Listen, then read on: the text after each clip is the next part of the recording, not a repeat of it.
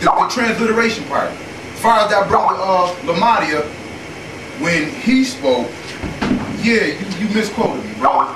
And as far as although iota matches up with the 10th letter, the sound doesn't match up because the Greeks didn't have that in their sound. Just because you put the number system the same, that don't automatically mean you get the sound. I don't know if Hebrews are really objectively, that's the whole key thing, objectively looking at this thing. Because when we searched this thing out, we weren't even really trying to find out the word Yeshua or Jesus. Well, I was trying to study Hebrew. And it was interesting because we found information that these Greeks did not have these in the sound. One thing the brother didn't do though, he didn't deny that fact. Alright? Didn't deny that fact, that there are letters in the Greek alphabet that does not replicate the sound of the Hebrew. And the example we was going to give before my time was up was Matthew 15:7. He says, instead of it being Isaiah, and again, because the Old Testament was transliterated from the Greek, so they made it Isaiah. But the Hebrew was Yeshaya, right? It had the Yod, it had the Sheen, which is an SH letter. It had the Y, you know what I'm saying? It had the Yod, it had the A for Yah. But you don't see that when you read it in the New Testament. You don't see that. Then on top of that, you know, you see an S at the end of it. Just like how it would be according to the rule of the Greek with the masculine name. Same thing if you look at, and you know, and if you want to look it up in the concordance, when you look at Isaiah, it's 3470 in the Hebrew. Alright? That's how you spell it and that's how they say it. 3470 in the Hebrew. And in the Greek, it's 2268. Look at that word Isaiah. Look at the Yah, the Sheens, and the Y, the same letters you have in Yeshua. Look at Isaiah, 3470 in the Hebrew, and look at the Greek, 2268 in the Greek. Look it up, compare them up. I want, you know, whoever's on the sideline, just look it up. Just instead of texting, open up that concordance for a second and compare these two. You will notice here that you see the same rule being applied here. Now let me know when I'm down in 1 minute so I can make one last quick point. You see the same thing written in the book of Joshua, 3091. Look at Joshua. Look at Joshua, 3091. We're going to look at Joshua, 3091. I hope people looking at this. I really hope we looking at this. Right, because we don't have no camera to show y'all through this this chat room here. Neither can we upload files and share them like we're able to do with Skype. And I just want to make this one more point. Transliterations always lose their meaning in different languages. Wrong. That is not true. Wrong. That is grammatically impossible. That's just not possible. You understand what I'm saying? So basically, when it comes down to it, we want proof that the word Jesus comes from Zeus and not another word.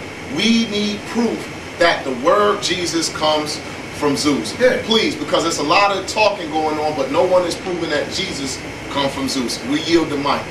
That's right. But you have a very strong advocacy, as evidenced by your presentation, for this thing concerning the Messiah's name. And I understand you say you don't essentially care. You all don't. But obviously it's important enough to the Father and for the brothers that he left when he went back to the Father, Acts 4:12. You know, there's none other name given amongst men by which we must be saved. So if that's the statement of fact, then by definition we must have the right name. And yeah, prove all things is beautiful. But what I'm finding out is it's easy to arbitrarily say something with no research relative to the subject done properly. So if you all just been getting prepared to talk about this without doing unbiased, unsubjective research, if the point is mute. But in John 41, John chapter 1 verse 41, this is the question I want to pose. He first found his own brother, Simon, it says in English, but the Hebrew is Sheen-on, and said unto him, we have found Hamashiach. Next, it says, which is being interpreted the Christ. Here's my question to you all in the chat room. Okay? Now that's your opinion. I'm giving again non-biased information, I guarantee you. As a study of the language, that's what I'm bound by. When it says in verse 41, they stated somebody, they at that time, whether they are, we can talk about that, they have found Hamashiach. Okay?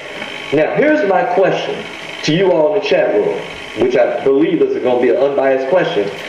Would Hebrew speakers, Israelites, have stated after they told the brother, we have found Hamashiach, would they have stated, which is being interpreted, Christ or Christos? Next question.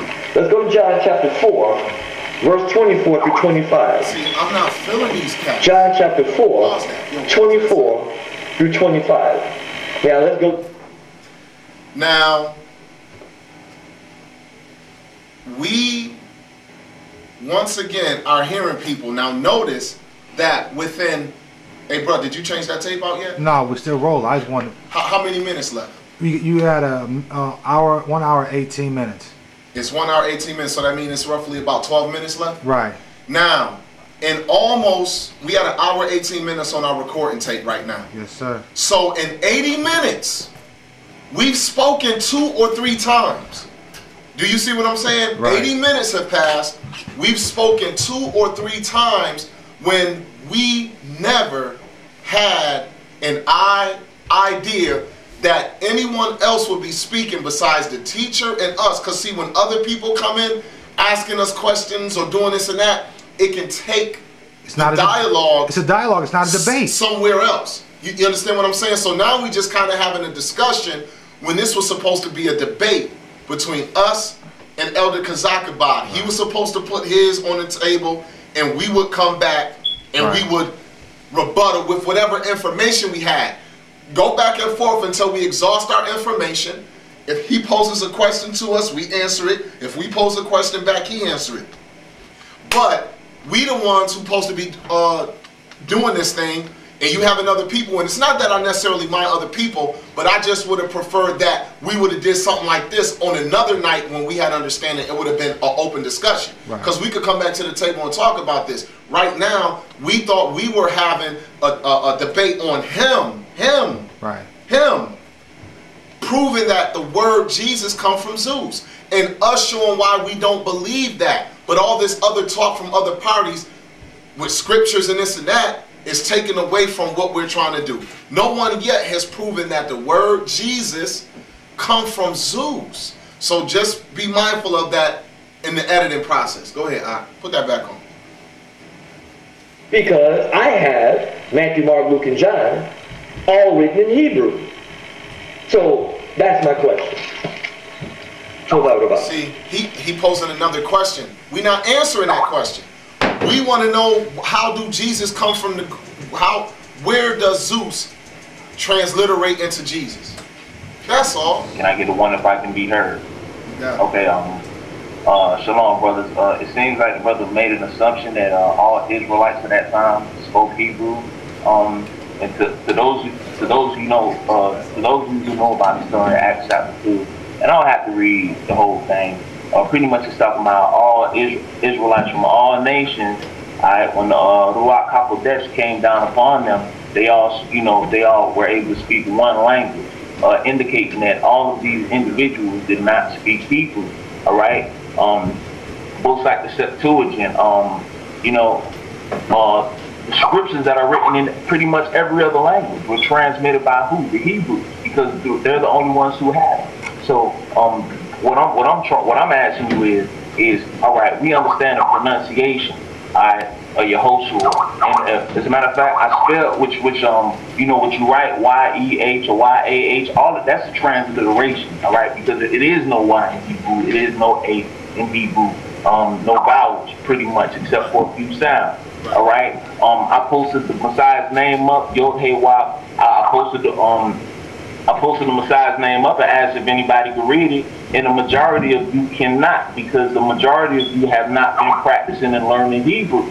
All right, you write down something that's English, and then you don't even realize that what you're writing is a transliteration, because as the brother got into, he said the transliteration is just writing down somebody's name, using the characters that will fit it the closest in a different language.